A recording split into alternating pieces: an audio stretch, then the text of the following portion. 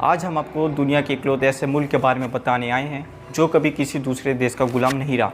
Actually Japan भी किसी का गुलाम नहीं हुआ, लेकिन वर्ल्ड वॉर 2 में जापान पर अमेरिका का कब्जा हो गया था, तो इसलिए भूटान इकलौता देश है जो कभी किसी दूसरे देश का गुलाम नहीं रहा। भूटान की एक और खासियत है कि जहाँ पूरी दुनिया में क्लाइमेट चेंज से इंकार मचा हुआ है, वहाँ भूटान सिर्फ कार्बन न्यूट्रल देश है। यानी भूटान के बेचारे लोग खुद तो कार्बन एमिट करते नहीं है, ऊपर से दुनिया के कार्बन एमिशन को एब्जॉर्ब करने का काम और करते हैं। जहाँ दुनिया के देश आज ज़्यादा से ज़्यादा टूरिस्ट को घूमने के लिए बुलाते हैं ताकि डॉलर मिले, इन्वायरमेंट खराब हो या ना हो किसी को कोई फ़र्क नहीं पड़ता, तो वहीं दुनिया की उलट भूटान एक ऐसा देश है जो टूरिस्ट से ज़्यादा नेचर को तवज्जो देता है। अक्सर भारत चीन की लड़ाई में अपने छोटे से प्यारे देश के बारे में सुना होगा।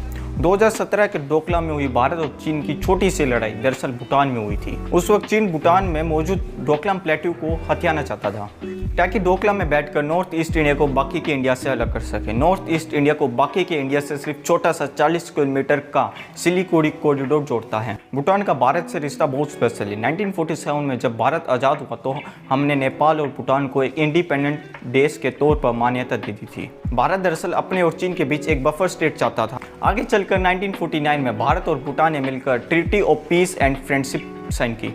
इस ट्रीटी के अकॉर्डिंग भारत भूटान के छोटे मामलों में दखल नहीं देगा और बदले में भारत भूटान की फॉरेन पॉलिसी को हैंडल करेगा। यही एग्रीमेंट भूटान का अंग्रेजों के साथ भी था। भूटान एक ऐसा देश है जो पूरी दुनिया के उलट कार्बन नेगेटिव है, एक ऐसा देश जो अपने ही पैसों से ज़्यादा तवज्जो अपने एनवायरनमेंट को देता है। भूटान के बारे में एक शानदार बात यह है कि भूटान ने जब ग्रोस हैप्पीनेस प्रोडक्ट नाम की इंडेक्स दुनिया के सामने रखी तब दुनिया जीडीपी के पीछे भाग रही थी। भूटान दुनिया का पहला देश था जिसको विकास से ज़्यादा हैप्पीनेस में इंटरेस्ट था और आगे चलकर भूटान फिर से दुनिया का पहला और शायद इकलौता देश बन गया जिसके राजा ने बिना पब्लिक प्रोटेस्ट के डेमोक्रेसी को अपने लोगों को खुद दे दी और एक कॉन्स्टिट्यूशन बना दिया जिसके तहत भूटान को डेमोक्रेसी की तरफ लाया गया। अब एक ऐसा देश जहां के लोग डेमोक्रेसी और कॉन्स्टिट्यूशन की मांग भी नहीं कर रहे थे, लेकिन फिर भी वहां के राजा ने आगे बढ़कर लोगों को डेमोक्रेसी और कॉन्स्टिट्यूशन दिया।